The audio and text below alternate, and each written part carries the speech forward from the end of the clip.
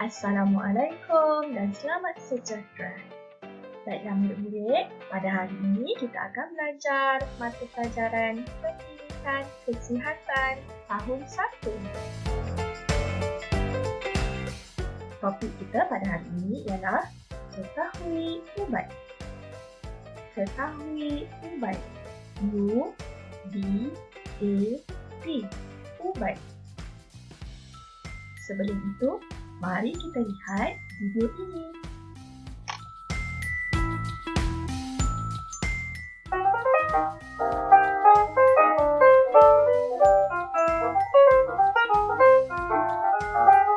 Sakit apa?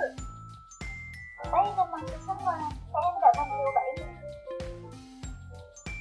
Ini ubat batuk. Alamak, saya tersalah ambil ubat. Buat demam susu. Ambil 3 kali sehari lepas makan. Terima kasih. Baiklah murid, pastikan kamu mengambil ubat yang betul dan mengikut preskripsi doktor. Bagaimana cara untuk mengambil ubat dengan betul? Baiklah, mari kita lihat. Yang pertama, ambil ubat berdasarkan sakit anda. Kalau sesama, ambil ubat sesama. Kalau demam, makan ubat demam. Yang kedua, ikut preskripsi doktor. Yang ketiga, jangan ambil ubat orang lain. Keempat, jangan ambil ubat melepasi tarikh berikut ataupun tarikh tamat. Dan yang kelima, simpan ubat di tempat yang selamat. Apakah preskripsi doktor?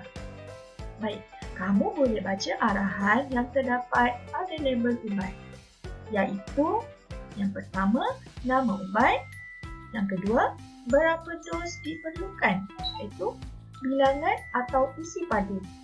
Dan yang ketiga, bila perlu ambil, sebelum atau selepas makan. Awak perlu makan ubat batuk 10 ml 2 kali sehari selepas makan. Baiklah doktor, terima kasih. Baik, ini adalah contoh jenis-jenis ubat. Yang pertama, dalam bentuk pil. Yang kedua, dalam bentuk kapsul. Yang ketiga, ada ubat yang berbentuk cecair. Dan yang terakhir, ada juga ubat dalam bentuk krim. Baiklah murid-murid, itu sahaja pelajaran kita pada hari ini. Terima kasih.